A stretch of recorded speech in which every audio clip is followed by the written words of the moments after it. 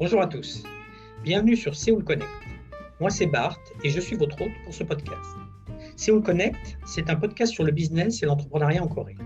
Nous rencontrons des entrepreneurs et des expatriés français ou francophones qui travaillent en Corée, notamment à Séoul, pour en savoir un peu plus sur leur parcours professionnel, leur expérience personnelle, leurs succès, leurs échecs, leurs impressions et leurs attentes au pays du matin calme. Allez, c'est parti!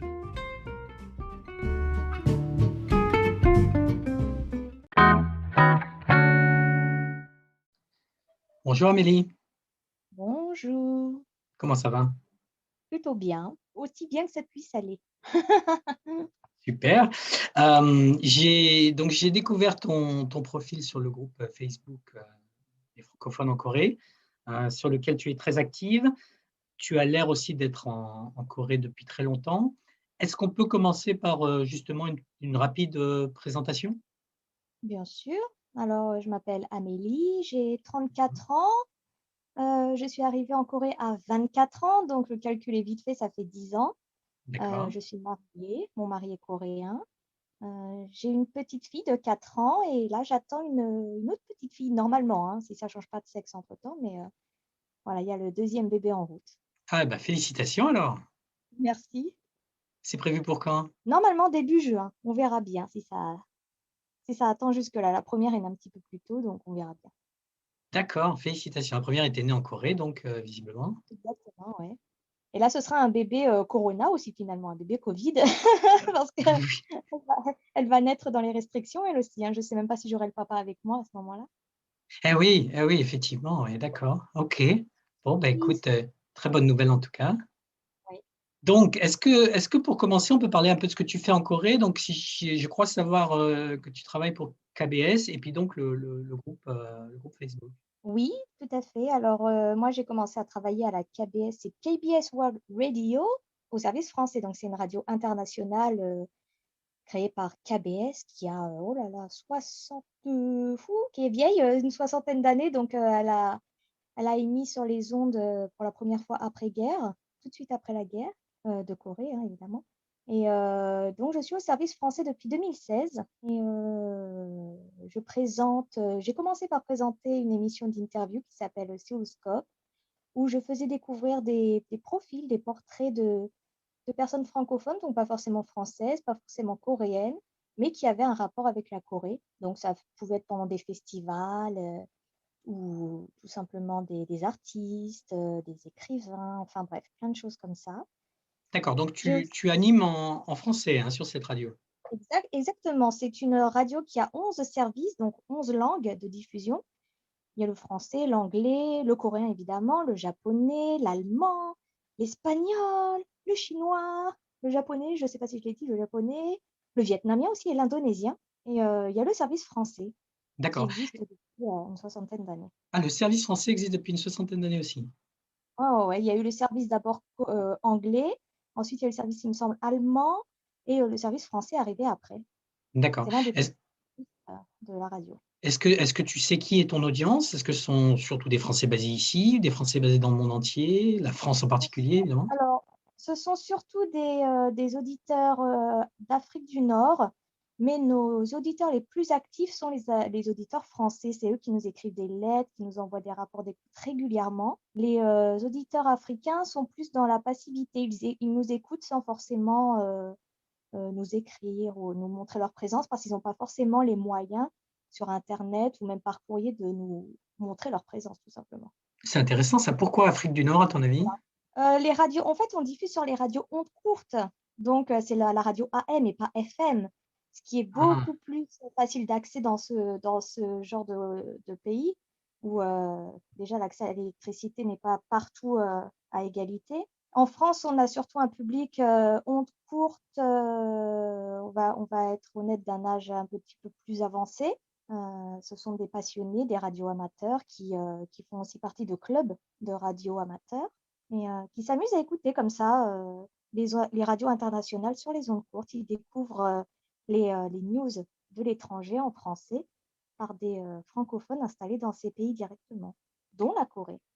et pourquoi ce choix des ondes courtes plutôt que de la FM? Je pense que c'est le choix de toutes les radios internationales pour, avoir un public, sur le reste de la planète, tout simplement, parce que diffuser en FM, les FM, nous, en Corée, ça s'écoute surtout à la radio donc quand on va au travail. Les gens n'écoutent pas la radio chez eux. Et en France, je pense que c'est tout l'inverse. On a l'habitude de beaucoup écouter la radio à la maison. Et les postes ondes courtes qu'on a en France, les gens écoutent ça chez eux. Et en Afrique également, ils écoutent la radio directement chez eux. C'est pas une radio, comment dire, là, c'est plus une radio de passionnés, c'est-à-dire que les gens qui nous écoutent, ils recherchent la qualité, ils recherchent à découvrir, c'est-à-dire ils vont tourner le bouton. C'est un petit peu comme les passionnés de CB, ceux qui veulent communiquer en CB, comme les camionneurs par exemple, ils vont tourner le bouton jusqu'à trouver une fréquence qui fonctionne pour communiquer. La radio onde courte, c'est pareil, ils vont tourner le bouton jusqu'à tomber sur une fréquence et avoir une radio internationale. Donc parfois, ce n'est pas forcément en français, hein, ça va être des radios dans une langue étrangère. Et parfois, ils ont la chance de tomber sur du français, sur une radio qui émet depuis un pays à l'étranger. Et c'est eux qui vont découvrir quel est ce pays qui émet. Et souvent, c'est comme ça qu'on a des nouveaux auditeurs qu'il y a aujourd'hui encore en 2021. Et c'est des jeunes en plus, hein, souvent qui nous arrivent. Ouais. On a des auditeurs francophones d'Italie. On a eu cette semaine un nouvel auditeur de Lituanie qui a dit qu'il nous a trouvés sur les ondes par hasard et qui va continuer à nous écouter, par exemple. D'accord. Donc à t'écouter, c'est plus, ce sont plus des gens qui sont passionnés par la radio que passionnés par la Corée, en fait? Ouais, et en fait, le fait qu'ils soient passionnés par la radio, ils vont trouver un intérêt vers le pays qui émet. C'est-à-dire que tous nos auditeurs, à nous, quand ils sont arrivés sur notre radio, ne connaissaient absolument pas la Corée. Ça a été un pur hasard. Et ils ont commencé à aimer la Corée grâce à toutes ces émissions qu'on transmet. On parle de culture, on parle d'histoire, de littérature, des news au quotidien, de cinéma aussi. Et c'est ce qui plaît aux gens, en fait, de découvrir un pays comme ça par les ondes, par la voix des animateurs. Et du coup, aujourd'hui, nos auditeurs nous le disent facilement, hein, qu'on est un petit peu leur Corée sans voyager, quoi. Ils n'ont pas besoin de voyager jusque-là puisqu'on leur dit tout finalement. D'accord. Ouais, c'est intéressant et les francophones, basés en Corée, est-ce qu'ils, vous écoutent aussi? Honnêtement, j'ai pas beaucoup de retours de ces francophones-là. Je pense qu'ils sont pas au courant, en fait. Donc moi, Oui. de temps en temps, sur le groupe Facebook, on en parlait, je, je partage de temps en temps des news de la radio sur laquelle je travaille, parce que c'est pas pour faire de la pub pour la radio pour laquelle je travaille. Ça, pour moi, ça n'a aucun intérêt. C'est plus pour montrer qu'il y a des news sur la Corée fiables et en français, des news officielles. Parce que KBS, il faut savoir que c'est une radio, une chaîne télé à la base, la première chaîne de Corée qui appartient à l'État. Donc, on évite la fake news. On est sur de la nouvelle officielle. Donc, j'essaye de temps en temps de partager des informations directement publiées ou diffusées par notre radio en français pour un public francophone, donc sur le groupe. Et je pense que ça peut montrer à ces Français, en francophone du moins, en Corée, qu'il existe un média qui parle de la Corée, de son actualité au jour le jour, directement dans une langue qu'ils comprennent, donc en l'occurrence le français, et je suis sûre que beaucoup de monde ne le sait pas. Parce que c'est pas quelque chose, on va arriver dans un pays, on va pas se dire, bon, est-ce qu'il y a un média de ce pays qui diffuse dans ma langue? On se le dit pas forcément, on se le demande pas. Donc Oui, je oui, oui, pense tout que à fait. Oui, oui, tout à fait. voilà, Moi, c'est effectivement, j'ai découvert KBS, sur le groupe. On pense à TV5 Monde, en fait, quand on est à l'étranger, on pense donc aux chaînes françaises, mais exactement. centrées sur l'international, mais effectivement pas à KBS, c'est intéressant Ouais, et exactement, c'est pour ça qu'il y a KBS, donc il faut que tout le monde le sache. d'accord, d'accord, bah, écoute, c'est noté. Donc c'est une chaîne du service public. Est-ce que ça fait de toi une, fonctionnaire coréenne? Absolument pas, je suis freelance et je D'accord. suis qu'une simple pigiste pour la radio. Ça occupe à temps plein ou ça occupe, quelques heures par Alors, semaine? Comment ça se ça dépend de l'émission qu'on présente. Moi, je présente l'émission hebdomadaire principale, on va dire. C'est celle qui est directement en lien avec nos auditeurs du monde entier. Donc, moi, ça me prend énormément de temps sur ma semaine parce que il faut écrire un script hein, pour présenter une émission. Je ne présente pas seule, je suis avec ma productrice. Ouais. Donc, je dois écrire un script d'une dizaine de pages. Je dois trouver des sujets. Je dois reprendre des courriers qu'on nous envoie, les lire à l'antenne, etc. Je dois répondre aux emails aussi. Je suis directement, moi aussi, en lien avec ces auditeurs. Donc, tous les auditeurs connaissent forcément mon prénom, ils savent qui je suis. parce qu'ils m'entendent tous les samedis sur notre émission de 50 minutes. Donc, D'accord, c'est... tu as ton fan club. Je ne sais pas si c'est un fan club. En tout cas, on s'aime beaucoup. Moi aussi, mes auditeurs c'est mon fan club. Enfin, non, comment je dois dire ça? Tu es fan Ce sont de mes tes auditeurs idoles. aussi. Voilà, c'est Ce sont tes ça. idoles. D'accord. J'ai aussi mes chouchous. Hein. Je pense que tous les animateurs ont leurs chouchous. Mais moi, vu que je suis directement en lien avec eux, à force d'échanger par email et tout ça, on crée des liens. Donc des gens qui sont essentiellement basés à l'étranger, hein, comme on disait tout à l'heure.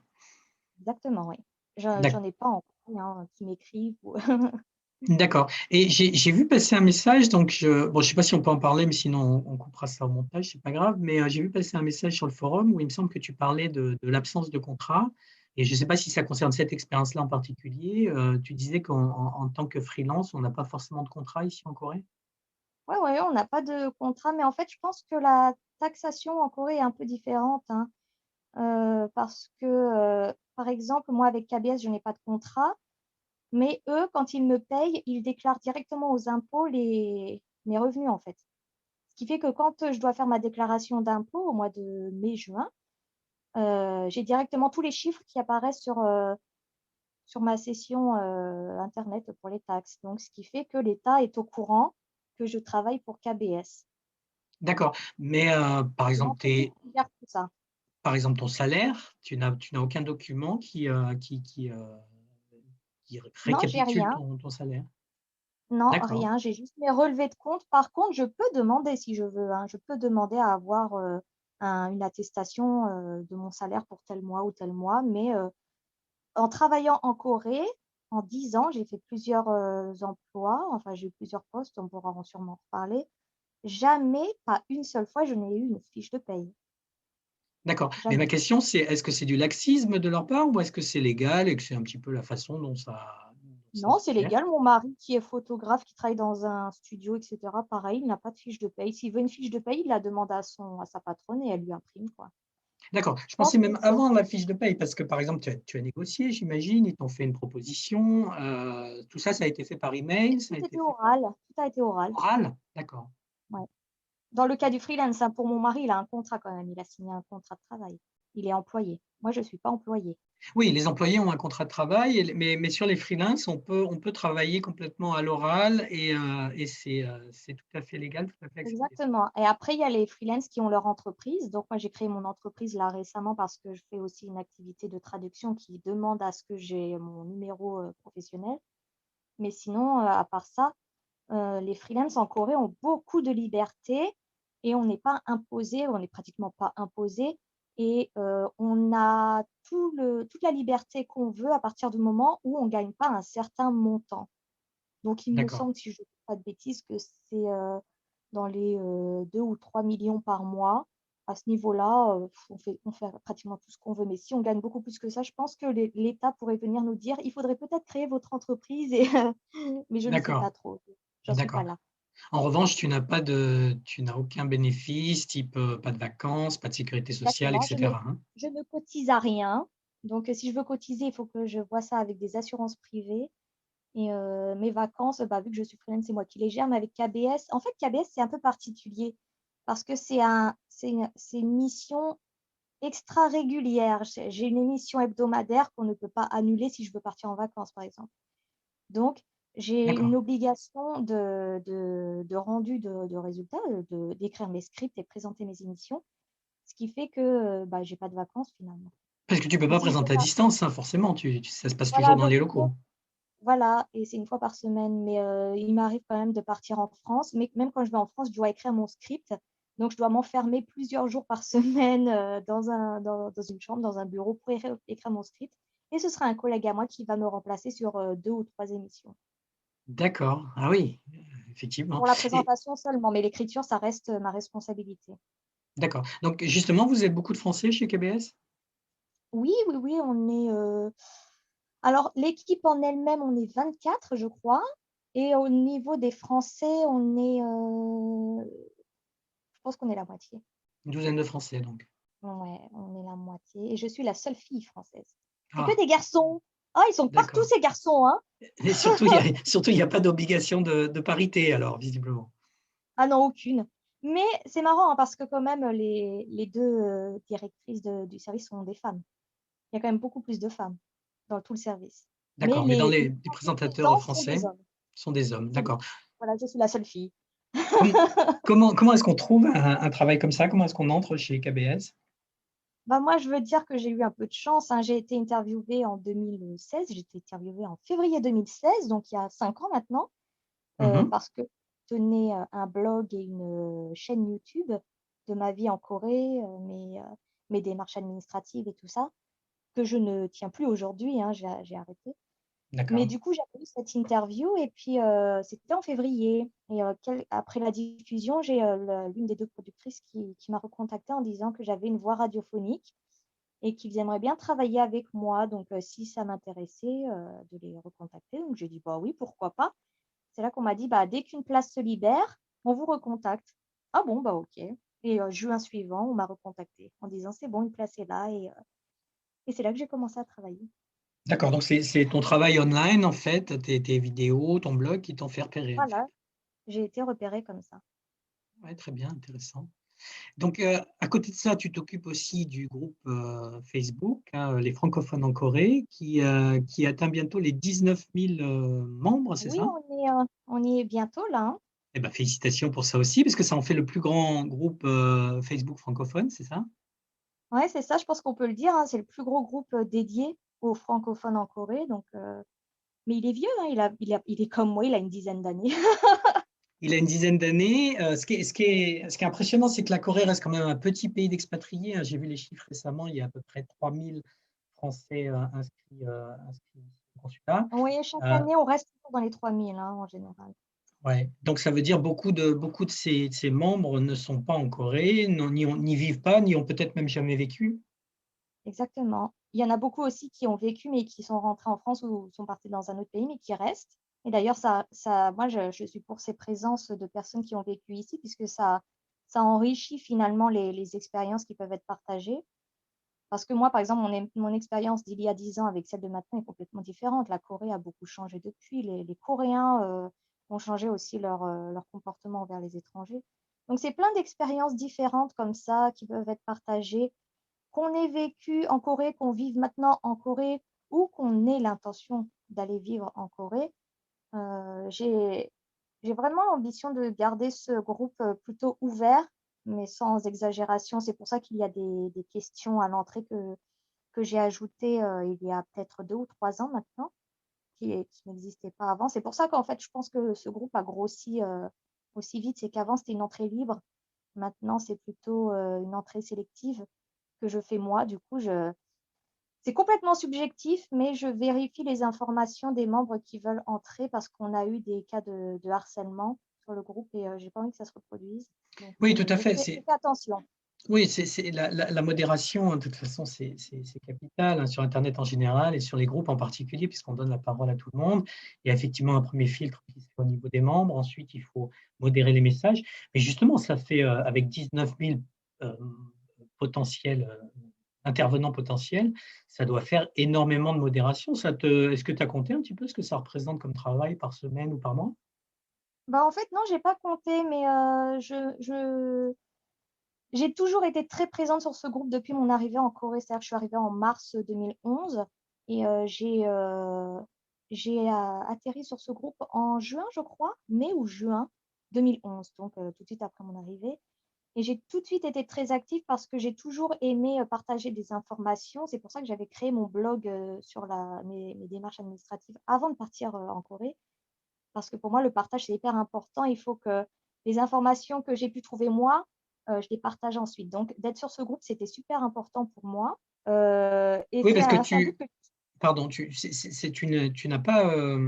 n'es pas une fondatrice, hein, du groupe. C'est pas toi qui a pas fondé le du groupe. tout. C'est pour ça. Moi, je suis arrivée sur ce groupe 2 mois après mon arrivée en Corée, juste pour partager des infos que moi j'avais. Il y avait des questions, donc si j'avais la réponse, je répondais. Et c'est après toutes ces années d'activités intenses, parce que j'étais toujours à répondre, finalement, on voyait, je pense, mon nom partout dans les commentaires. Je donnais mon avis un peu sur tout, tout en restant respectueuse, évidemment. Mais je pense que c'est à force de voir mon nom, les admins quelques années plus tard, donc c'était il y a 3 ou 4 ans peut-être, ils m'ont contacté en message privé en demandant si déjà je voulais être modératrice parce que j'avais une bonne activité sur le groupe. J'étais la plus active en fait. Parce qu'en fait, sur le groupe, on peut voir le classement des membres qui est le Ouais. plus actif. Et du coup, ils m'avaient posé la question. Ils ont dit, ouais, tu as toujours des interventions pertinentes. Est-ce que tu voudrais être modo? J'ai dit, OK. Et finalement, de modo, je suis passée à admin super vite. Mais comme on peut voir sur le groupe, en fait, on est 4 admins normalement. Avant, on était 5. Et donc, il y avait Ouais. la fondatrice du groupe. Mais la fondatrice a décidé de se séparer un petit peu des réseaux sociaux, ce que je comprends. Du coup, elle a arrêté le groupe, mais nous, on l'a maintenu. Et je pense que mes collègues administrateurs sont très occupés dans leur vie professionnelle, donc ils ne s'occupent plus du groupe. Et je pense qu'ils se sentent aussi eux-mêmes soulagés de savoir que moi, je suis toujours aussi active pour en prendre soin, je pense. D'accord. Et qu'est-ce que Ouais. ça t'apporte? Parce que c'est quand même beaucoup d'heures, donc effectivement, c'est le partage. Est-ce que ça t'apporte des choses en particulier? La satisfaction personnelle, je pense que je continue dans cette même lignée que j'ai depuis 2011 sur le groupe à partager des informations, à partager ce que je sais, ce que j'ai vécu, ce que j'ai pu voir au travers de mon entourage, de mes amis. Donc, c'est continuer. Pour moi, c'est pas un travail vraiment. À chaque fois, je vois des messages. Oh là là, Mélie, ça doit être tellement dur, 19 000 membres, tu es toute seule à gérer. Bah non, en fait, puisque moi, au quotidien, c'est devenu une habitude, ce groupe. Dès que je vais sur Facebook, je vais même pas sur mon profil personnel. Je vais directement sur le groupe voir les nouveaux messages, ce qui m'a été signalé, les membres qui veulent intégrer le groupe et tout ça. C'est devenu super naturel dans ma routine de la journée d'aller sur ce groupe plusieurs fois par jour. La nuit, je ne peux pas, donc le matin, je me réveille, il y a beaucoup de choses à faire. Mais dans la journée, je ne le vois pas du tout comme une charge ou quoi que ce soit, hein. Même quand je me suis mise à faire un petit tutoriel que j'ai juste repris sur les autres groupes Facebook que j'administre. Et du coup, je vais en faire d'autres. Je vais refaire d'autres tutoriels pour expliquer comment faire certaines démarches à des francophones qui viennent d'arriver, qui ne connaissent pas du tout le système coréen. Donc, non, pour moi, ça reste, c'est comme une passion, en fait, la passion de partager, d'aider, puis ouais, je sais pas, d'être utile, en D'accord. fait. Ouais, ouais, bah, très bien. Et puis là aussi, il n'y a pas de vacances, hein, par contre. Non, non, mais Facebook, pour moi, je comprends pas qu'on puisse dire qu'après que Facebook peut être un travail. Pour moi, ça n'en est pas un. C'est du loisir, voilà, du loisir utile. D'accord, Il d'accord. faut, Bah, c'est il faut impressionnant bien parce que faire. quand même 19 000 membres, ça fait quand même un groupe conséquent. Souvent, les groupes et les pages ont quand même une vocation commerciale, hein, au final. Ici, ce n'est pas le cas. Donc, c'est vrai qu'on imagine que c'est beaucoup de travail et qu'effectivement, parfois, on peut être découragé par des messages un petit peu agressifs ou des commentaires un peu agressifs, alors que soit on est en train de développer tout ça. Mais d'accord, c'est intéressant. Je voulais revenir effectivement sur tes 10 ans en Corée, puisque la Corée a beaucoup changé, hein, finalement. Enfin, tu m'arrêteras si je me trompe, mais j'ai l'impression qu'il y a 10 ans, on connaissait très peu la Corée, hein. C'était encore pas un pays Voilà, oui. très, très considéré par les Français et les Européens. À l'inverse, les Coréens ne s'intéressaient pas non plus trop à l'Europe, je crois, ils s'intéressaient plus aux États-Unis. Et puis, petit à petit, la K-pop, la cuisine coréenne, tout ça a commencé à envahir. Donc, toi, tu as vécu un peu ces 10 dernières années. Est-ce que tu peux nous en parler? Moi, déjà, quand j'ai voulu faire mon départ pour la Corée sur Internet en français, je n'avais absolument aucune information. Quand j'allais sur Oui, Google, il fallait absolument parler anglais pour avoir des bribes d'informations, comment faire un visa, blablabla. Ensuite, pour l'école, pour m'inscrire en centre de langue coréenne, pareil, c'était qu'en anglais et encore un anglais un peu bancal. Mais oui, il y a 10 ans, et alors j'imagine pas, hein, ceux qui sont là depuis 20 ans, ils ne devaient rien avoir du tout. Mais il y a 10 ans, en français, on n'avait pratiquement rien. Aujourd'hui, en 2021, 2020-2021, on a tout ce qu'on veut, absolument tout en français. Et, et je pense que les ambassades aussi ont beaucoup joué sur cette vague coréenne qui a déferlé sur l'Europe, sur l'Occident en général. Et la francophonie a sa place aussi en Corée, puisque on fête la francophonie tous les ans. Bon, là, avec le corona, ça a été annulé, mais on fête la francophonie en Corée tous les ans. Et les Coréens sont très actifs là-dedans. d'accord. Très, Mais très justement, actifs. cette vague, est-ce que tu saurais la dater? Est-ce que c'est Psy et Gangnam Style ou est-ce que toi, tu as puisque tu étais là justement et que tu as dû voir le changement, le avant-après, Est-ce que tu aurais une période à peu près hein, sur laquelle cette vague a vraiment démarré et a changé le visage de la Corée? Je pense que c'est à peu près, ouais, ça a commencé très timidement quand même il y a 10 ans, parce que je me rappelle que quand je faisais mes petites sorties avec mes amis coréens, avec l'association Racines coréennes et tout ça, en karaoké, il y avait déjà quand même pas mal de K-pop qui étaient chantés. Donc, c'est que ça avait quand même déjà bien démarré. Il y a l'ancienne génération, la première génération de K-pop aussi, qui était peu connue en France quand même. C'est la deuxième génération avec SHINee et tout ça qui s'est vraiment fait connaître en France et je pense aussi dans tout l'Occident, hein, aux États-Unis, Mexique et tout ça. Mais je pense que oui, ça a commencé timidement il y a 10 ans pour vraiment exploser avec Gangnam Style, alors que finalement, il y avait déjà une certaine vague. C'était une vague assez douce. Mais Psy, ça a été une vague qui a déferlé, mais qui s'est écrasée comme ça sur l'Europe et les États-Unis parce que ça a battu des records. Donc, finalement, ça a vraiment ouvert des portes à la Corée. La Corée s'est immiscée dans cette opportunité. Elle en a profité. Les centres culturels ont redoublé d'activité. Et je pense que ça a beaucoup joué parce que les centres culturels ont un rôle énorme aussi sur la propagation, on va dire, de la culture coréenne. Parce que la Hallyu, c'est pas que la K-pop. La Hallyu, c'est la culture, c'est les traditions, c'est plein de choses, hein. Oui, oui, oui, tout à fait. D'accord.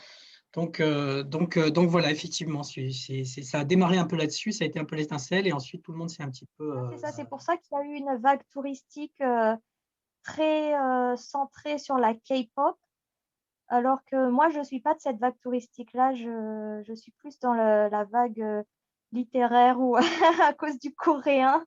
Moi, c'est surtout la langue qui m'a attirée ici, donc je ne connaissais absolument rien à la K-pop.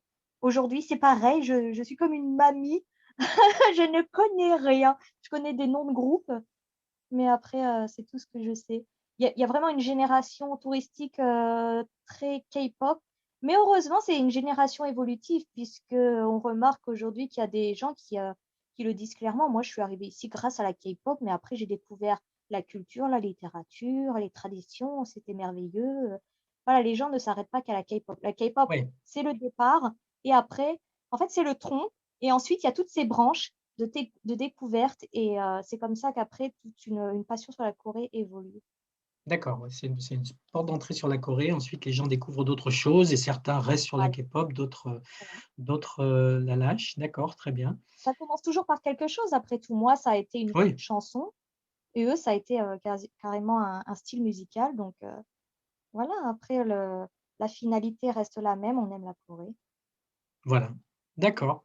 Écoute, si tu veux bien, on va remonter dans le temps un petit peu. On va repartir à tes origines. Tu es de quelle région? Alors, oh là là, je suis née. Alors, j'ai pas de région vraiment particulière, je vais t'expliquer. Je suis née à Paris, j'ai Oui, grandi en Picardie. Et je suis revenue sur Paris à 14 ans avec mon magnifique accent picard. C'était génial, quoi, j'étais la rentrée parisienne avec ça. Et ensuite, je suis partie en Corée à 24 ans. Je suis partie en Corée à 24 ans. Entre-temps, moi, ça fait 10 ans que je suis là. Ma famille a déménagé en Champagne-Ardenne, à la frontière avec la Bourgogne. Donc, quand je rentre en France, je ne vais pas en Picardie, je ne vais pas à Paris, je vais en Champagne-Ardenne. Voilà. d'accord. Et tu as Donc, on perdu va l'accent dire que picard. il paraît que ça revient de temps en temps, mais quand je vais en France, il paraît que j'ai un accent coréen. Donc, je ne sais pas. Je ne Ah, sais plus. d'accord. OK. Mais justement, alors, qu'est-ce qui a fait que tu es passé de Paris à la Corée, là? Il nous manque une étape. C'est cette fameuse chanson que j'ai entendue un jour. J'étais avec un pote sur un forum, je ne sais même plus de quoi. Et il avait posté un clip d'une chanson, magnifique chanson. C'était Yojainika du groupe Kiss. C'est un très vieux groupe aussi. Et j'ai entendu du coréen pour la première fois grâce à ce vidéoclip. Et je sais pas, j'ai eu comme un coup de foudre, un déclic avec, c'était une langue, j'entendais que des sumnika, imnika, imnida. Je me dis, mais qu'est-ce que c'est joli, c'est beau, c'est tellement doux. Et en me renseignant un peu, j'avais deviné un petit peu que c'était asiatique parce que les personnages du clip étaient asiatiques, mais la sonorité de la langue sonnait asiatique. Et en me renseignant sur Google, j'ai vu que c'était un petit appendice entre la Chine et le Japon. deux gros pays et il y avait là, au milieu la Corée, la péninsule coréenne. Et je me suis un petit peu plus penchée là-dessus et surtout, ressenti un besoin d'entendre la langue coréenne dans mon quotidien. Donc, je suis allée sur YouTube et je faisais tout tourner, des émissions télé, des musiques, tout ça. Juste pour entendre du coréen, ça me faisait tellement de bien. Et à la fin, je me suis dit, ah, moi aussi, plutôt que l'écouter, j'ai envie de le parler. Donc, je me suis lancée dans l'apprentissage du coréen en autodidacte parce que je travaillais à l'époque. Donc, tu as J'avais quel pas de âge, là, à l'époque, tu as quel âge? À l'époque, oh là là, je devais avoir 20 ans, 21 ans. D'accord, et tu travaillais déjà. Ouais. Ouais, j'étais secrétaire médicale, j'avais fait un certificat professionnel après mon bac de secrétaire médicale. Je travaillais en labo d'analyse, un job que j'ai adoré. Ça a été un crève-cœur pour moi de le quitter pour venir en Corée. Mais voilà, du coup, oui, je travaillais. Le centre culturel n'avait plus de place pour l'apprentissage du coréen parce que c'est par classe. À l'époque, ils ne prenaient pas beaucoup d'élèves. Aujourd'hui, je pense qu'ils ont bien doublé les effectifs vu le succès que ça a. Mais à l'époque, je pouvais pas. Du coup, j'ai tout fait en autodidacte à la maison. J'ai acheté des bouquins, j'avais un logiciel et tout ça. Et puis, à fond, même quand je travaillais pendant mes pauses, j'étais sur mes bouquins à étudier le coréen comme ça. J'ai tenu ce rythme 1 an et demi. Entre-temps, j'ai quand même eu des baisses de morale en me disant, j'y arriverai jamais, je progresse pas, parce qu'il n'y avait rien pour me prouver que je pouvais progresser. J'avais pas d'examen pour me donner une note sur 20 ou un truc comme ça. Moi, je voyais pas mes progrès. Oui, Finalement, et surtout, est-ce que tu pratiquais? bah, c'était un peu compliqué. Du coup, j'ai cherché à avoir un entourage coréen. C'est pour ça que je me suis inscrite sur le site, le forum Racine coréenne à l'époque. Et je me suis fait beaucoup d'amis. Donc, ce n'était pas forcément des Coréens coréanophones. C'était beaucoup d'adoptés coréens qui sont devenus mes amis. On sortait très souvent. Et puis, parmi ces amis, je me suis fait d'autres amis coréens coréanophones qui venaient de Corée, qui étaient en France pour leurs études. Et j'ai eu une colocataire coréenne comme ça, à Paris. Donc, D'accord. on a loué un appartement ensemble et du coup, j'ai pu voir petit à petit des progrès se faire parce qu'elle me parlait coréen, je comprenais, j'ai essayé de répondre et tout ça.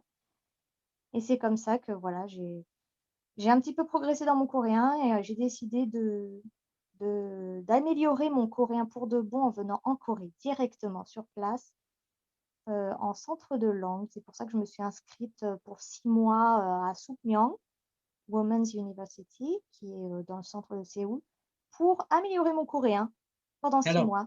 alors donc, tu travailles secrétaire médical, hein, tu as dit, tu apprends le coréen, et là, Mm. tu démissionnes, tu quittes ton job et tu t'inscris à l'université. Comment ça se passe?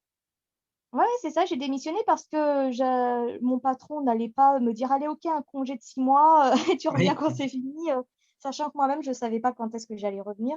Parce que je m'étais dit, je pars 6 mois, allez hop. Mais finalement, voilà, 10 ans plus tard, j'ai oublié mon ticket retour, hein. Oui, donc on est en 2011, tu pars en Corée, tu connais personne là-bas, a priori? Non, je connais. En fait, entre-temps, sur Internet, je m'étais fait une correspondante. C'était sur un vieux site. Il était tellement mal fait, ce site. Ça s'appelait languageexchange.com, je crois. Je ne sais même pas s'il existe encore. Et j'avais Ok. rencontré cette fameuse Coréenne qui pouvait m'aider pour ma grammaire, pendant que moi, je l'aidais pour son français. Et elle écrivait déjà si bien français. Moi, à côté, j'étais un petit peu nulle en coréen. Je me dis, ah là là, il y a vraiment une différence de niveau. Et on est devenus amis. Ce qui fait que plus tard, elle est venue en France une fois, je l'ai rencontrée avec ses parents, etc. Et puis plus tard, en allant en Corée, je suis restée en guest house pendant 1 mois. Et quand je suis venue pour m'installer pour 6 mois, hein, je suis restée d'abord en guest house pendant 1 mois. Et après, elle m'a dit, bah, écoute, dans mon appartement, il y a la chambre de ma sœur, parce qu'elle vivait avec sa sœur, il y a la chambre de ma sœur qui se marie, qui s'est libérée. Donc, si tu veux, on peut vivre ensemble. Du coup, voilà, j'ai vécu en colocation avec elle aussi pendant 1 an dans le quartier de Haewa, au nord de Séoul. Et c'était génial. Elle parlait tellement bien français. Et j'ai fait beaucoup de progrès grâce à elle aussi, puisqu'on se parlait en français et en coréen. Elle me corrigeait. Je pouvais lui poser des questions en direct. Mais comment tu dis ça? Et puis la grammaire pour ci, Ouais. pour ça. Elle pouvait tout m'expliquer vu qu'elle parlait parfaitement français. Donc ça a été une aide énorme pour moi. Et après, bon, j'ai déménagé. Mais du coup, Donc, moi, j'ai quand même continué mon apprentissage du coréen dans cet institut de langue. J'ai fait tous les niveaux jusqu'au niveau 6. Et, euh, et voilà, quoi. donc pendant combien de temps? Ça a pris combien de temps tout ça? J'ai fait 1 an. Alors, je suis arrivée en Corée, on m'a fait un test. J'ai été directement au niveau intermédiaire, donc niveau 3. Et après, j'ai fait le niveau donc 3, 4, 5. Ça m'a fait 1 an. Après, je suis rentrée en France pour faire un visa PVT. Ensuite, je suis repartie en Corée parce on peut faire ce visa. On peut pas le faire en Corée, ce visa, il faut rentrer pour revenir. Ouais. Du coup, après, je suis revenue en Corée 1 an. J'ai fait des petits boulots et tout ça. Ensuite, mon visa se terminait, mais je voulais pas partir parce qu'à l'époque, j'avais déjà mon copain, futur mari. Donc, j'ai décidé de me réinscrire en cours de langue pour refaire mes 2 derniers niveaux parce que je me suis dit, en 1 an, j'ai beaucoup oublié. Donc, j'ai refait niveau 5-6. Et après, je me suis inscrite en bachelor. Ce sera sûrement une prochaine question, j'imagine. Ah oui, donc après le niveau 6, tu fais un bachelor, c'est ça? Ouais. D'accord. Et Non, même je pensais avec que le quand on 6, était au niveau 6, on avait le Graal des études de langage. ouais, j'ai eu un diplôme, hein. J'ai 졸업, comme on dit. J'ai été diplômée de l'Institut de langue avec le fameux chapeau plat là, à l'américaine et le pompon. Ouais. Mais je veux dire, quel est l'intérêt alors à ce moment-là de faire en plus un bachelor? C'est parce que moi, à ce moment-là, je donnais aussi des tutorats de français et je me trouvais vachement bien dans ce type de job. J'ai toujours aimé la langue française, la grammaire, l'orthographe et tout ça. Du coup, donner des cours de français, ça m- ça m'a donné envie d'être professeur de français langue étrangère, donc prof FLE. Et je me suis dit, pour être prof FLE, il faut quand même que je fasse plus d'études qu'un bac et un certificat professionnel de secrétaire médical. Ça passera jamais sinon. Du Oui, coup, en je me Corée, suis lancée en... d'accord, en Ah Corée, ouais, bah il oui, faut un niveau minimal pour effectivement oui. il faut un niveau d'études minimal pour être enseignant qui est bac plus 2, c'est ça? Bac plus 3, voire master quand même. Ah oui, d'accord. Oui, oui, oui. Surtout si on veut un visa. Mais du coup, je me suis dit, bon, bah, pour ça, il faut que j'ai au moins une licence. Donc là, en France, la licence, c'est 3 ans. En Corée, c'est 4 ans.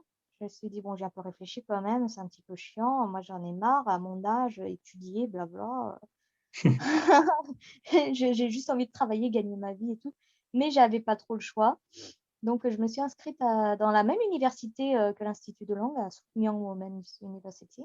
Et je me suis inscrite en bachelor langue et culture française. Donc là, dit comme ça, oh là, les françaises dans un département de français. Si vous saviez, mon Dieu, si vous saviez. C'était horrible, 4 années horribles. C'est pour ça que je ne conseille à personne de venir étudier en Corée. Pourquoi? Des étudiants, déjà des enseignants, pardon, français ou coréens? À coréen, les cours en coréen, les livres en coréen, les présentations devant la classe en coréen. En fait, le département, il prépare des étudiantes à passer leur DELF B2 ou B3, je ne sais plus, A2 ou B1. Enfin bref, je ne sais plus. C'est pas un niveau très élevé en fait. C'est pour ça que le français utilisé pendant les cours est très basique et il y en a très peu. Il y a vraiment des D'accord. cours 100% en français présentés par une prof francophone qui est Ida Dossi, très connue en Corée. Et les autres cours sont par des professeurs coréens francophones, mais ils font leurs cours en coréen. D'accord. Et pourquoi c'était terrible alors? Euh, Comment dire ça gentiment? Parce que j'apprécie beaucoup mon université, mais le centre de langue était quand même plus facile que ce que j'ai vécu dans le cursus diplômant. D'accord. Pour pas me faire trop mal voir non plus, parce que j'ai quand même reçu beaucoup d'aide de certains professeurs qui étaient beaucoup plus gentils que d'autres. On va mettre les mots sur ce qui est. Il y a de la discrimination. La Mhm. discrimination, le fait que je sois une Française en département de français, certains professeurs avaient l'air de mal le vivre. Je ne sais pas s'ils avaient peur que je les juge ou quoi que ce soit, alors que je ne les ai jamais jugés. Au contraire, j'étais Oui, admirative. ça les mettait peut-être mal à l'aise, que tu étais Oui, presque oui. meilleur qu'eux dans la discipline qu'ils enseignaient, peut-être, Ouais. non? Ils avaient peut-être peur que je note des erreurs qu'ils pourraient faire en français et tout, Voilà. alors que pas du tout. Moi, c'était pas ça mon but. Au contraire, j'étais tellement admirative d'être devant des professeurs qui ont fait une carrière pour enseigner une langue étrangère qui n'est pas la leur. Moi, je me vois pas enseigner le coréen, par exemple. Et je pense que ça a été mal vécu par certains profs et du coup, ça s'est ressenti sur mes notes. C'est pas des notes que je méritais. J'ai clairement été sous-notée dans beaucoup de mes devoirs, beaucoup de mes examens. Ce qui fait que les Coréens, en général, ils finissent leur bachelor avec une moyenne de A. Moi, j'ai terminé avec une moyenne de C. Donc, clairement en bas de la liste. Mais bon, j'ai quand même eu mon bachelor, donc je m'en fous. Voilà, oui, tu as eu le Euh, bachelor.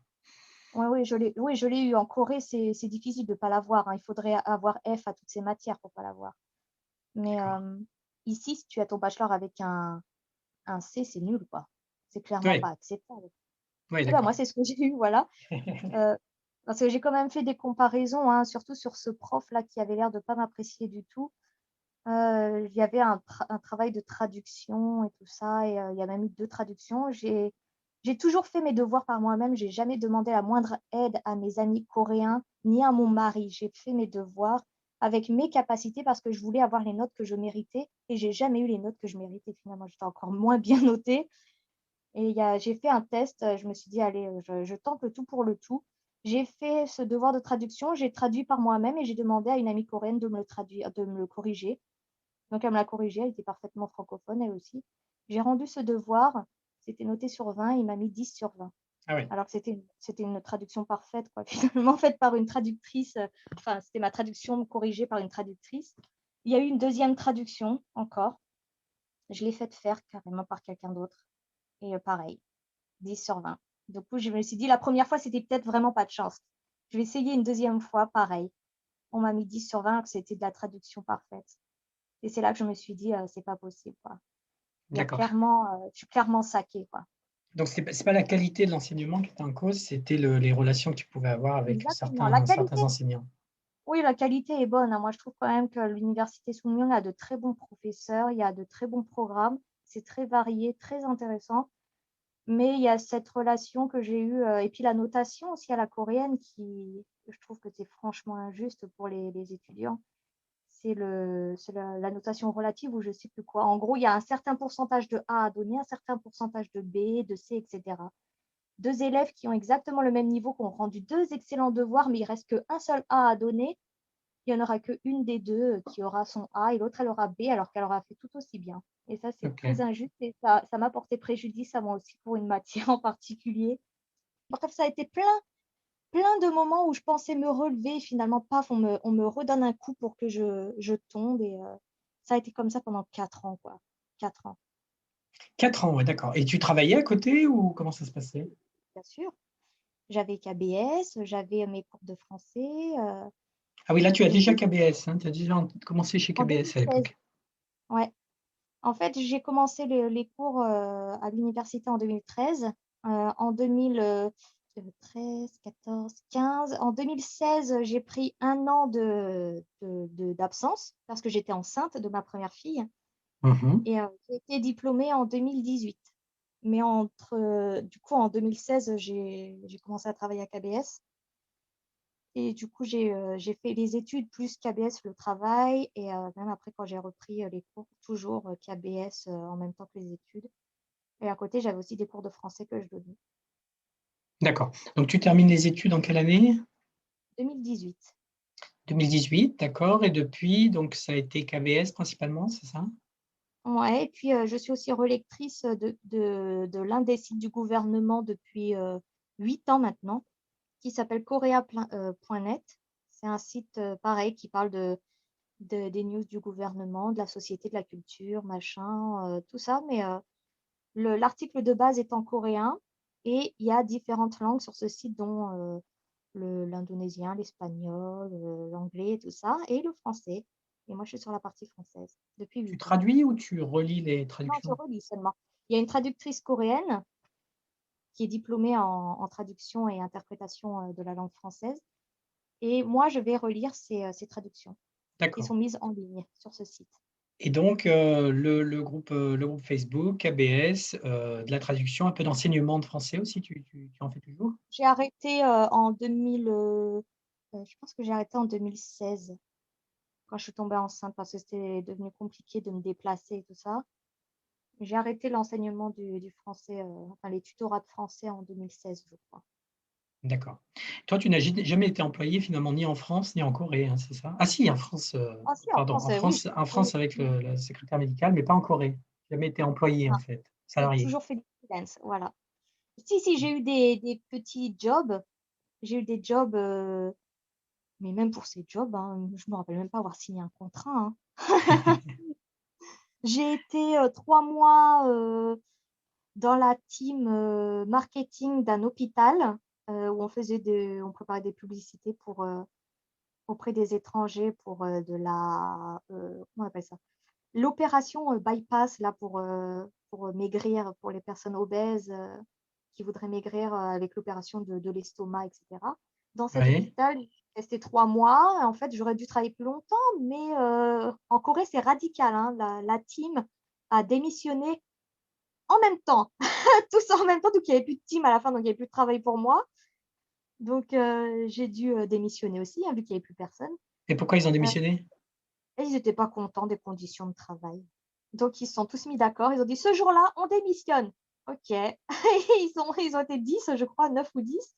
Ils ont tous démissionné le même jour, le Donc, il ne restait 31. plus que toi, et puis tu as dit, bah, Ah ouais, j'y vais du coup, j'ai aussi, dit, alors je ferme la porte. du coup, ouais, j'ai pas le choix, du coup, il faut que je parte, quoi. Qu'est-ce que je viens faire dans un bureau vide? Je sais même pas ce que je dois faire. Si j'ai pas d'ordre, si on me dit pas ce que je dois faire, voilà, quoi. Du coup, ouais, je suis partie. Donc ça, c'était dans un hôpital. Ensuite, j'ai travaillé. Donc ça, j'avais été recommandée. Pareil, c'est pas moi qui ai cherché. Et ensuite, j'ai travaillé dans cette grosse entreprise de construction qui est GS Construction, donc GS Control en coréen, qui fabrique des centrales électriques, des centrales hydrauliques et tout ça dans les pays africains, même en Corée et tout ça. Là, c'est ma colocataire avec qui je vivais à Hewa qui m'a recommandé, c'était en 2013. Donc, j'ai eu une mission de 3 mois de traduction de français, anglais, français avec les pays africains avec lesquels il travaillait. Et ensuite, non, après ça a été mes cours de français. Et puis après, je suis entrée à KBS et la relecture du site que j'ai finalement presque toujours eu depuis que je suis en Corée, vu que ça fait 8 ans que je travaille pour eux. Mais même eux, hein, j'ai rien signé, hein. D'accord. Oui, oui, non, tu signes pas de contrat. Et Ah donc, ouais. tes impressions, que ce soit personnelles ou par les gens que tu connais, sur le temps de travail, les vacances, l'équilibre travail-vie perso, à quoi il faut s'attendre quand on arrive en Corée? J'ai envie de dire que ça dépend beaucoup des entreprises. Dans Mhm. une entreprise internationale, je pense que ce sera beaucoup plus relax qu'une entreprise coréenne. Pour mon travail à l'hôpital, j'ai l'impression que les employés étaient un petit peu maîtres de leur travail, maîtres d'eux-mêmes. Ils n'avaient pas vraiment d'ordre, ils n'étaient pas si stressés que ça. Quand j'ai travaillé dans cette entreprise de construction pour la traduction, ça a beau être une très grosse entreprise, c'est un petit peu, je sais pas, Samsung, c'est encore pire, hein, c'est encore plus gros. Mais je veux dire, c'est quand même une grosse entreprise très connue. Les employés, la journée, les employés coréens, hein, bah, Mhm. ils dormaient sur leur bureau, ils jouaient sur leur téléphone, ils discutaient sur Kakao toute la journée. Et du coup, c'est là que j'ai réalisé que toute cette image qu'on nous vend de cette Corée professionnelle qui travaille comme des oufs et ils restent super tard le soir au travail, bah, en journée dans les bureaux, ils se croisent, enfin, ils se tournent les pouces beaucoup quand même. Donc, je les voyais travailler quand même, hein, de temps en temps parce qu'il y avait des petites missions et tout, mais en fait, ça fait énormément d'employés pour une charge de travail qui ne demande pas autant de monde, je pense. C'est pour ça qu'il y a beaucoup d'employés qui s'ennuient dans les bureaux. Et moi, je l'ai vu hein, pendant ces 3 mois à traduire. Bah, je les ai beaucoup vus s'ennuyer et pourtant qui restaient après les heures de travail parce que le supérieur n'était pas encore parti. Oui, oui, oui. Bah, c'est ce qu'on entend beaucoup. C'est pour ça que je t'interroge parce que tu connais bien le pays. On entend beaucoup d'heures au bureau, parfois pour rien, et en contrepartie, une faible productivité, peu de Ouais, bah, vacances, je l'ai vu et de peu de mes vie propres perso. yeux ouais, dans ces entreprises, dans cet hôpital et puis dans cette entreprise de construction. J'ai vu des employés qui n'étaient pas. Moi, j'ai travaillé en France aussi. Moi, en France, je n'arrêtais pas une minute. Ma pause, c'était pour faire un pipi de temps en temps et manger le midi. Mais sinon, entre-temps, j'arrêtais pas de travailler. Et arriver dans des entreprises coréennes, j'ai pas vécu ça du tout. Après, tout est relatif. Mon mari, il est photographe dans un studio et lui, pareil, en journée, il n'arrête pas. Il n'a pas le temps de souffler ou quoi. Donc, ça dépend vraiment du domaine. Ça Ouais. dépend vraiment du métier qu'on fait. Mais moi, mes deux expériences personnelles, déception, quoi. Je me suis dit, c'est pas le pays de la productivité que j'ai devant les yeux, quoi. Oui, oui, oui, il y a beaucoup d'heures et passées C'est qui des ne sont c'est pas des c'est il y a forcément beaucoup d'heures. travaillées. Voilà, exactement. Ce sont beaucoup d'heures, mais ce ne sont pas des heures effectives travaillées. Ce sont des heures de présence. Des heures de présence, voilà. D'accord. Ouais. Pour toi, la Corée aujourd'hui, pour les professionnels étrangers, c'est un pays d'opportunité ou au contraire, c'est un pays à éviter en ce moment? J'ai envie de dire que le corona a tout foutu en l'air, en fait. Parce Oui, qu'avant, c'était vraiment, d'autant plus si on parle coréen, si on parle coréen couramment, on avait toutes nos chances. C'était vraiment un pays où on pouvait, espérer beaucoup de choses, en fait, professionnellement. Sans parler coréen, c'est un peu plus compliqué. Effectivement, hein, je pense que c'est pareil dans tous les pays. Si on ne parle pas la langue locale, ça nous ferme des portes. Parler, la langue locale, ça nous ouvre beaucoup de portes. Mais avec, la crise sanitaire en cours, ça a vraiment, tout a foutu le camp, en fait. Ça même les Coréens eux-mêmes, hein, ils ont rencontré ils rencontrent toujours des situations très compliquées à cause de ça et ce n'est pas du tout, du tout, du tout la bonne période pour un étranger, qui voudrait trouver du travail ici, quoi. Parce que le travail, s'il y en a, il sera d'abord donné à un Coréen et non à un étranger. d'accord, mais principalement à cause de la crise Oui, du coronavirus, selon toi. Donc ça pourrait ouais. revenir, si la crise se stabilise un peu, ça pourrait Voilà, en redevenir fait, une terre d'opportunité. j'espère, mais je suis pas sûre. Je pense que ça va prendre du temps, en fait. Parce qu'il va falloir d'abord replacer tous ces Coréens qui ont perdu leur travail et ensuite viendront les opportunités pour ces étrangers aussi qui sont à la recherche d'un travail, d'une situation stable en Corée. Mais la crise, elle a vraiment foutu un coup de massue sur, toutes les opportunités qui s'étaient, ouvertes aux étrangers depuis quelque temps parce que la Corée n'a pas accepté les étrangers si facilement, pendant longtemps. Elle a finalement ouvert ses portes. Ça a été, comme un eldorado du travail pour des étrangers, pour beaucoup d'entre eux. Et là, ça a tout foutu en l'air finalement et en plus le durcissement des conditions pour obtenir des visas, mais ça devient de plus en plus compliqué.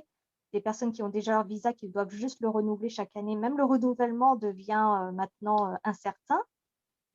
Il y a vraiment quelque chose qui se joue en ce moment. Je ne comprends pas trop cette évolution d'une Corée qui se veut, globale, qui se veut ouverte sur le monde et qui finalement, commence à peut-être se dire: «Ah, on a peut-être été trop facile avec les étrangers, il va falloir remettre des barrières» et ce sont des barrières, pas forcément surmontables pour les étrangers qui veulent, qui espèrent une carrière en Corée du Sud et qui ont un savoir-faire à donner en plus, qui ont un savoir-faire à partager.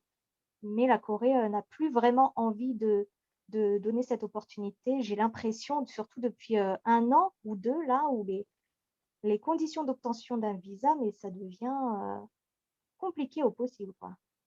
Oui, c'est d'autant plus bizarre que c'est pas un pays d'immigration, c'est pas un pays qui a jamais, enfin de ce que je peux en voir, mais en tout cas et par rapport à la France et à l'Europe, c'est pas un pays qui a jamais ouvert les vannes comme ont pu le faire par exemple l'Australie ou d'autres pays à certains moments. Enfin ouvrir les vannes peut-être pas, mais en tout cas avoir une immigration réelle de la part d'Européens, etc. Même quand on regarde des chiffres dont on parlait tout à l'heure, 3000 Français en Corée, je crois qu'il y en avait au moins 10 000 au Japon, au moins 2000 à Taïwan, qui est quand même plus petit. Donc, ça reste quand même des petits chiffres. C'est, pour moi, mais tu vas me dire ce que tu en penses, ça reste quand même un des pays qui a le moins de population immigrée et donc où il y a encore énormément à faire. Oui, oui, c'est un pays qui fait une immigration sélective.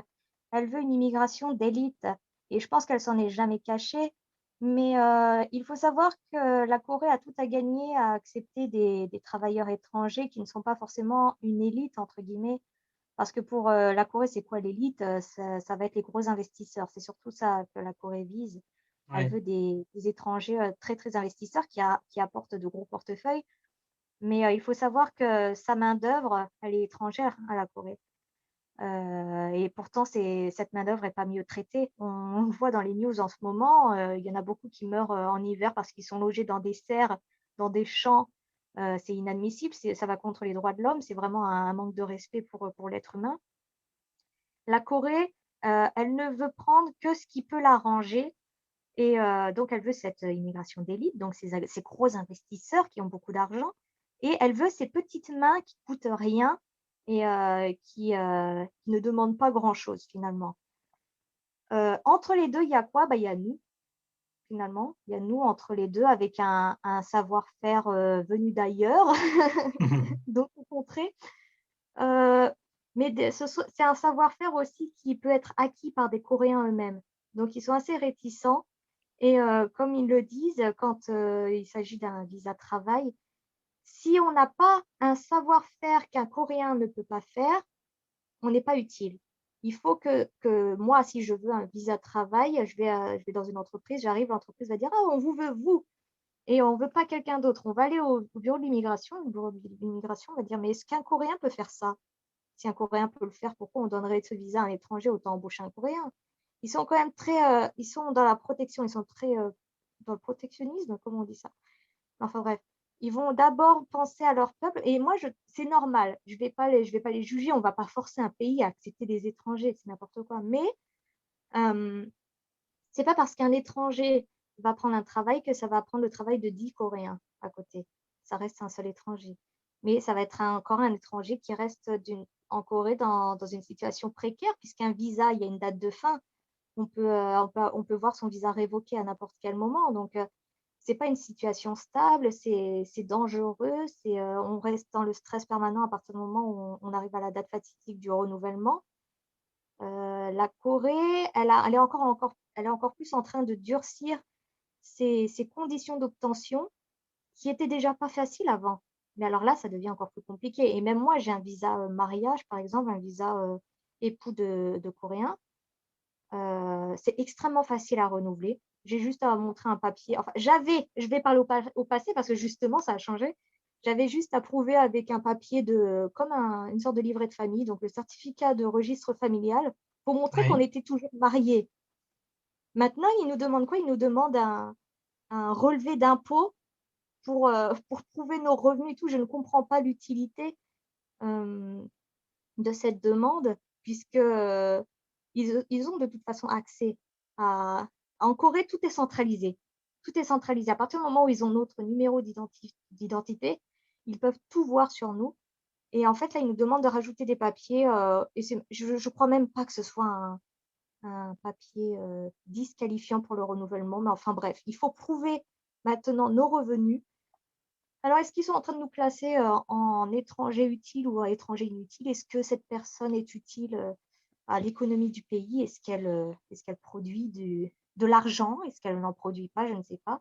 Mais bref, même pour le visa mariage, qui est très simple à renouveler, ils commencent à rajouter des papiers comme ça, à nous demander en plus. Et c'est ce qu'ils ont commencé à faire depuis 1 an ou 2.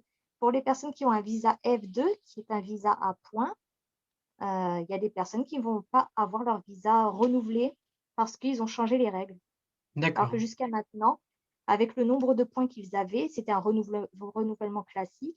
Mais avec les nouvelles règles, il y a des personnes qui vont avoir leur visa révoqué parce que il n'y a plus assez de points. Donc maintenant, pour avoir des points, il faut être encore plus riche.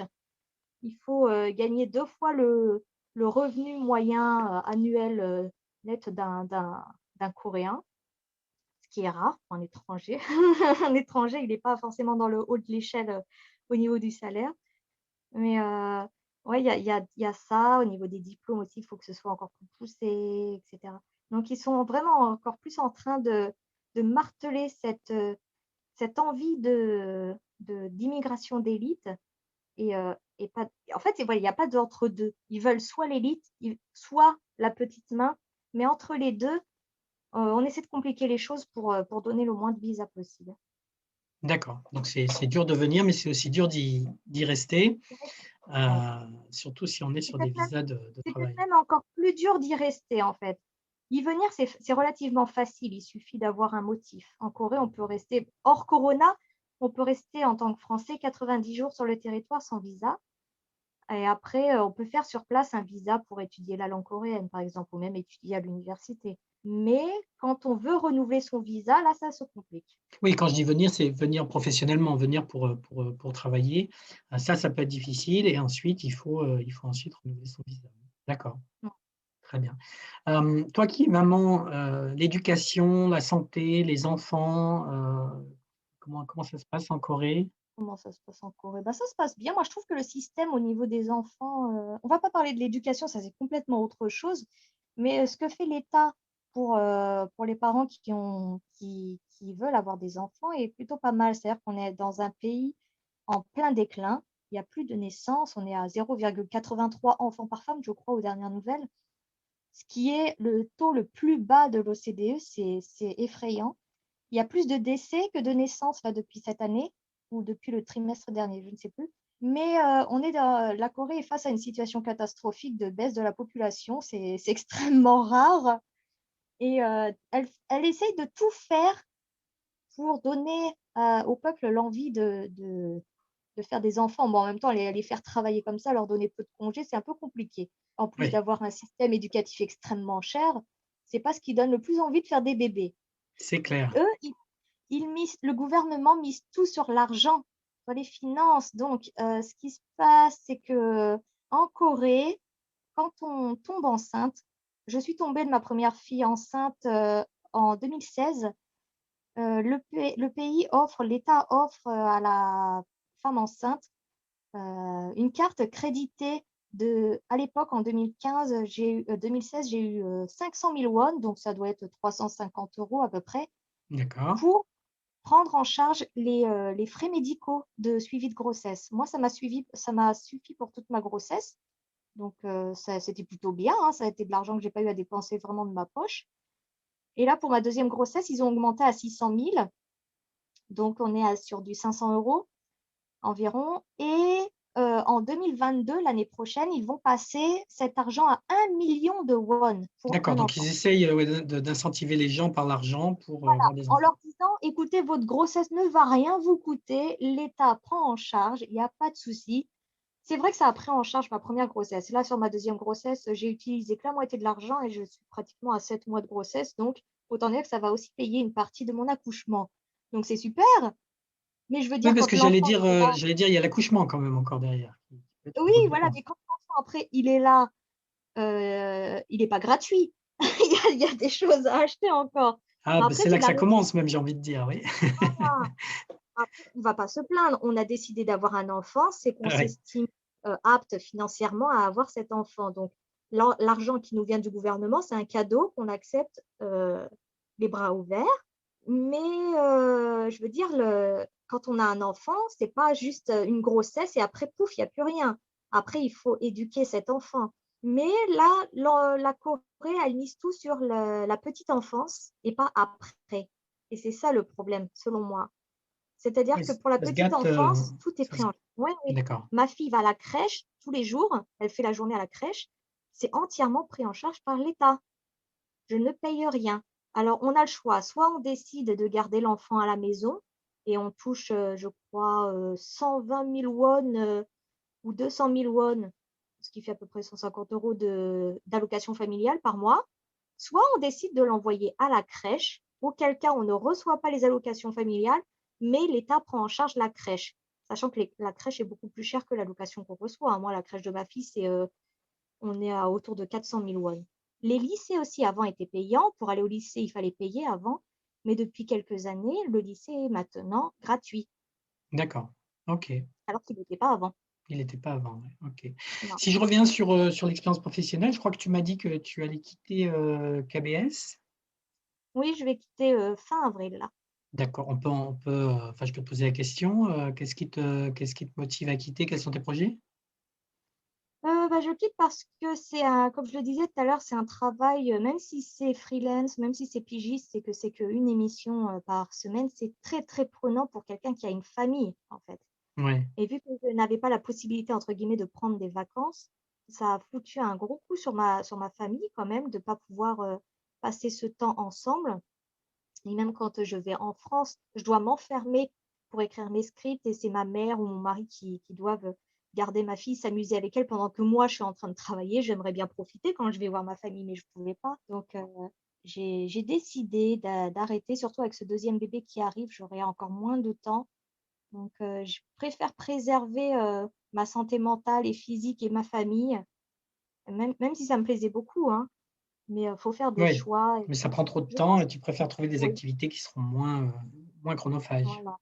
Et du coup, je pense que c'est un travail qui s'adresse très bien à quelqu'un qui n'a pas encore sa famille, en fait. Oui, Quelqu'un quelqu'un qui, qui n'a pas d'enfant. voilà, qui peut avoir ce temps pour Oui, écrire ses scripts, pour vraiment s'imprégner dans son travail et tout. Mais là, avec la famille et tout, c'était un peu compliqué. Du coup, ouais, j'ai pris cette décision et voilà quoi, c'est pour le mieux pour moi. oui, oui, C'est oui, une bah, décision que j'ai ça, pour ça se elle. comprend tout à fait, effectivement, surtout avec la Voilà, naissance d'un deuxième enfant, effectivement. voilà, c'est ça. D'accord. Et ce Donc, deuxième enfant ira à la crèche aussi, hein, de toute façon. oui, oui, oui, Parce que mais on sait que ça prend heu, du temps. voilà, mais à côté, j'ai quand même d'autres activités freelance. Je ne fais pas que KBS de mes journées, donc Oui, je vais quand même continuer à avoir beaucoup de travail à côté, même si je n'ai plus KBS.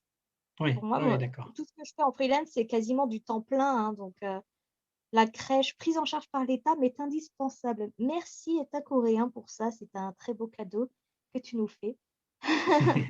D'accord. Donc oui, 10 ans en Corée, tu es parti relativement jeune, hein, d'ailleurs, t'installer. Ah là là, début de vingtaine et maintenant ça y est, je suis début de trentaine. Ah non, je suis moitié de trentaine, quelle horreur.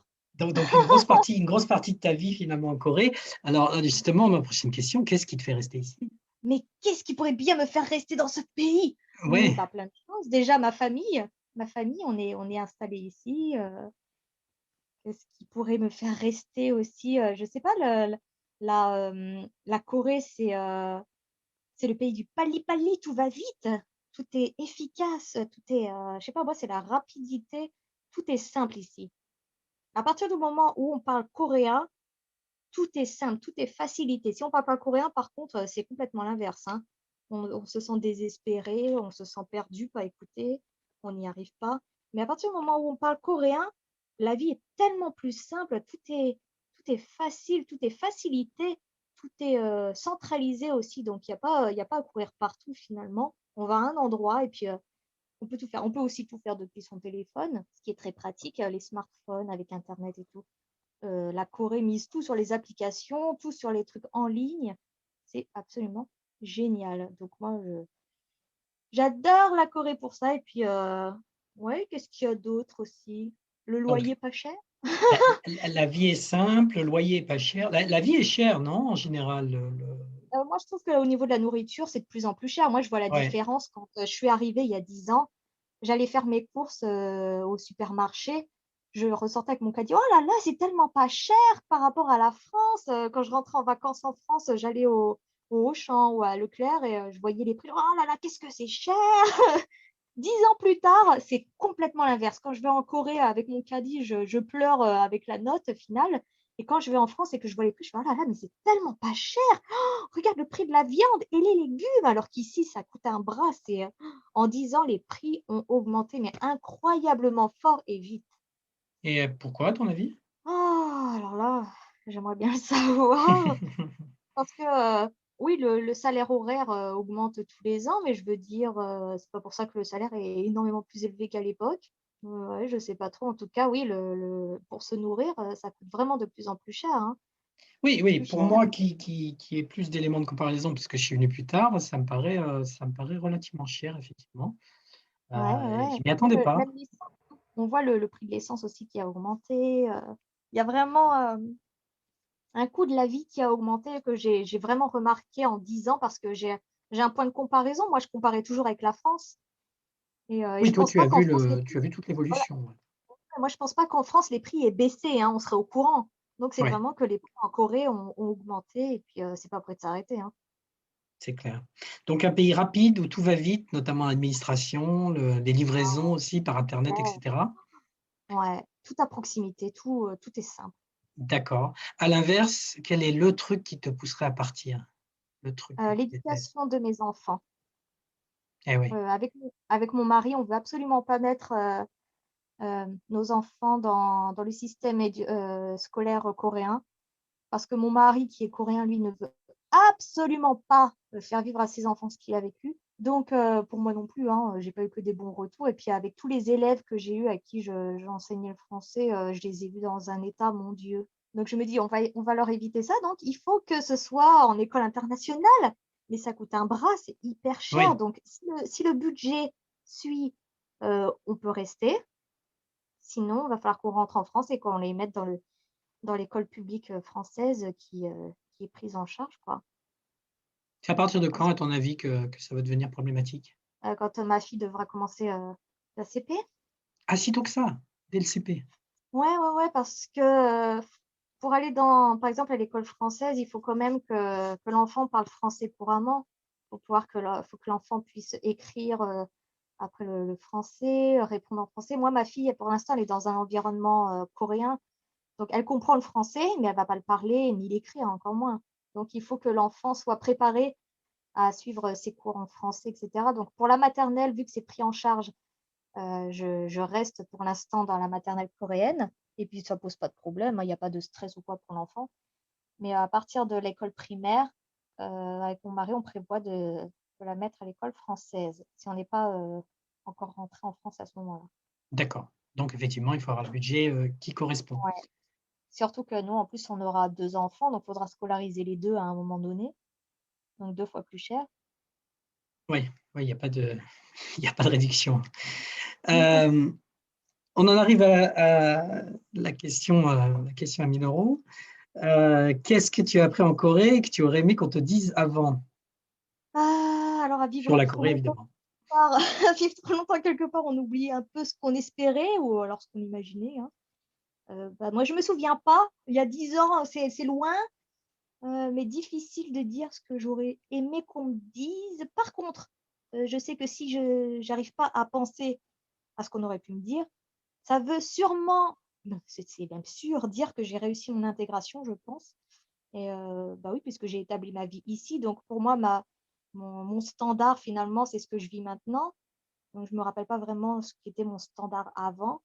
Je sais pas, il y a pas un truc que tu as mis longtemps à comprendre, que ça peut être dans la vie pro, dans la vie perso, un truc que tu as mis longtemps à comprendre, tu t'es rendu compte que finalement tu avais tout Je faux sais pas, et tu te dis, «Ah si quelqu'un m'avait dit: "Ah mais tu sais en Corée, c'est que ça se passe comme ça m'aurait quand même bien facilité la vie». je pense que même si on me l'avait dit aujourd'hui encore, je le vivrais mal. C'est la politesse. On parle d'une Corée, des Coréens très polis, mais en fait, c'est une politesse tellement différente. Je crois qu'on n'a pas la même définition de la politesse française et la politesse coréenne.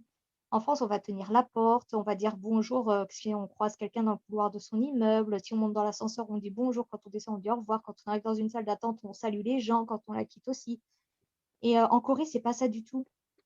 On s'ignore. Moi, tous les jours, je croise mes voisins, je leur dis bonjour, mais si je leur dis pas bonjour, ils me regardent même pas.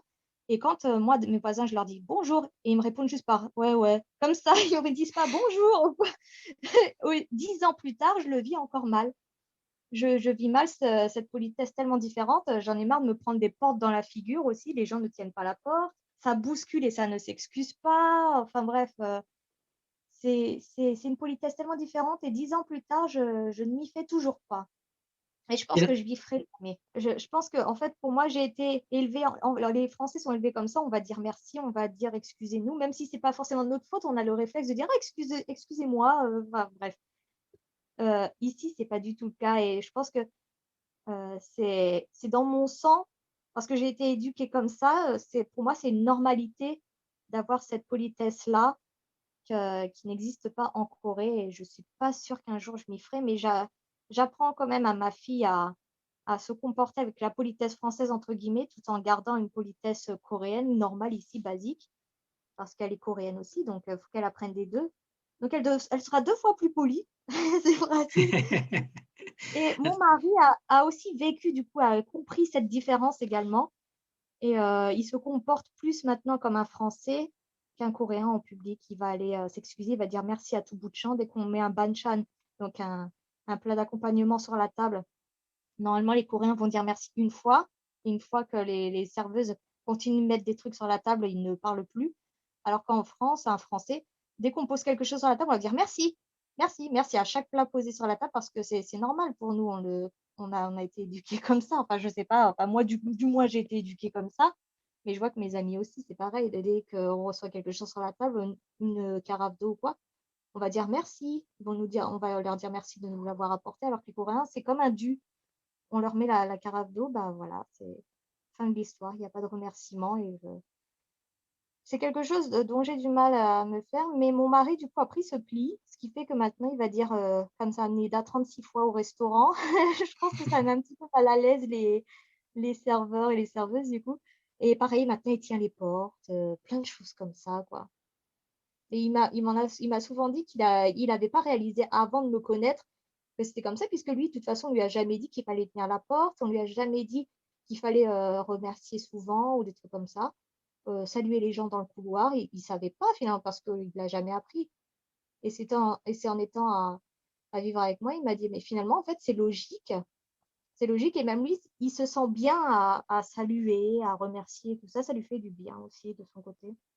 OK. Donc, il continue comme ça. Ouais, j'ai l'impression qu'ici, la politesse, c'est de pas empiéter sur la vie des autres, de pas se mêler des affaires, de la vie perso des autres. Non, tu es d'accord avec ça ou pas? Ouais, bah, on parle d'un peuple, en communauté, toujours ensemble, mais en fait, c'est très, très individualiste. C'est chacun sa vie, chacun son espace, on s'occupe pas de l'autre et puis, mais s'il se passe quelque chose, il faut que ce soit un groupe.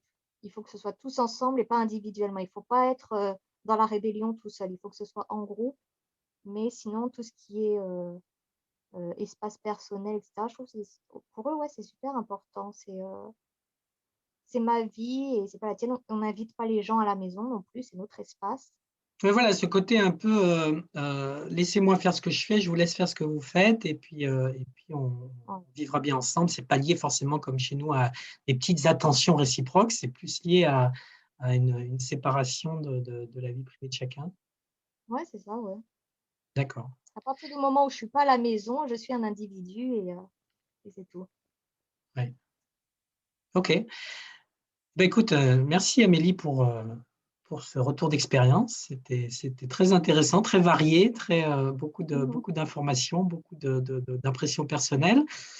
Pour terminer cet épisode, je te propose, si tu as des projets, des annonces, des choses à dire, et bah, de le faire maintenant. Bah, j'ai pas de projet personnel particulier, j'aimerais bien, m'occuper, encore mieux du groupe Facebook dont on parlait tout à l'heure, les francophones en Corée, Mmh. pour qu'ils deviennent une vraie référence des francophones installés ou qui souhaitent s'installer en Corée.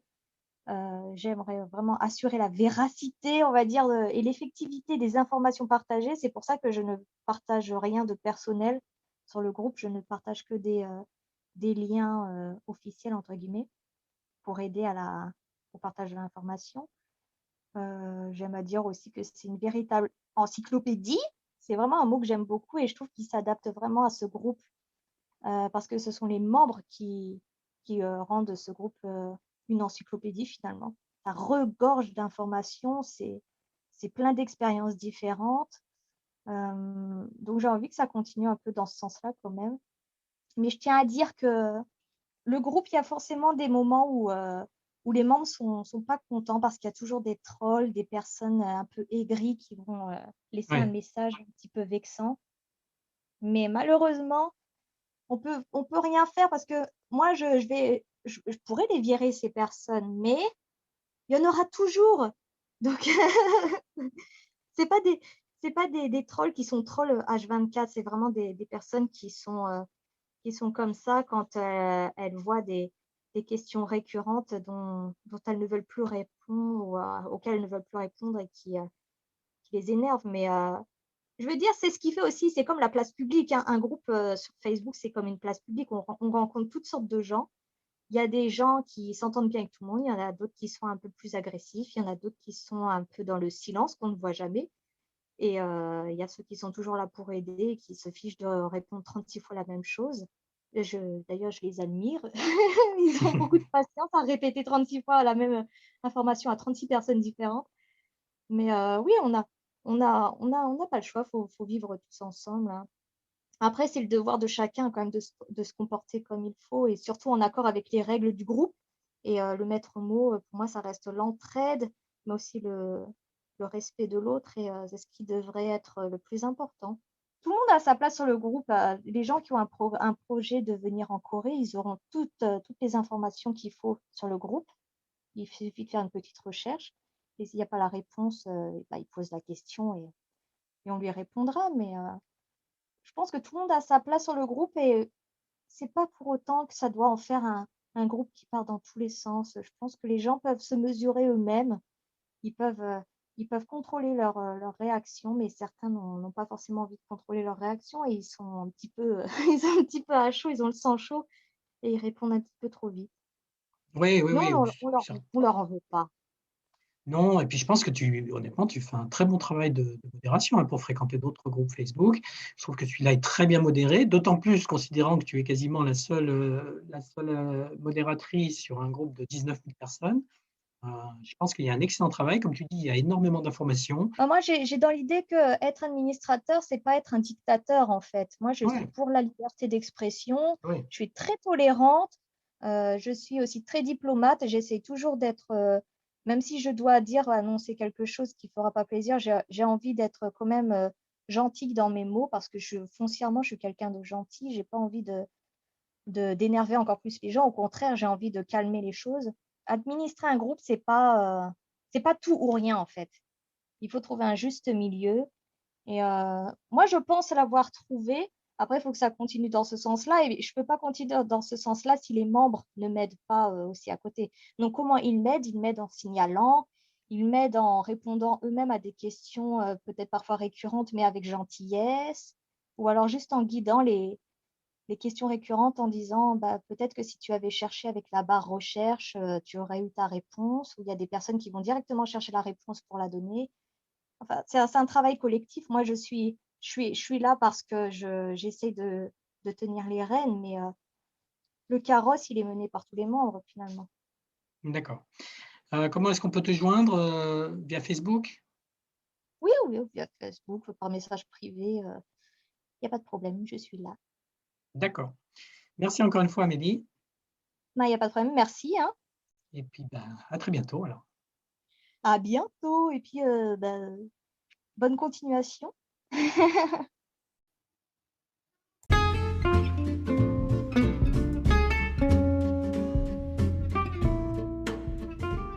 Merci d'avoir écouté cet épisode jusqu'au bout. S'il vous a plu, je vous invite à le partager avec vos amis ou collègues et à vous abonner sur votre plateforme de podcast préférée. Apple Podcast, Google Podcast, Podcast Addict, Spotify, etc. Et rejoignez-nous sur Facebook pour discuter sur l'épisode et le commenter. Vous nous trouverez sur Facebook en tapant Séoul Connect dans la barre de recherche. À très bientôt!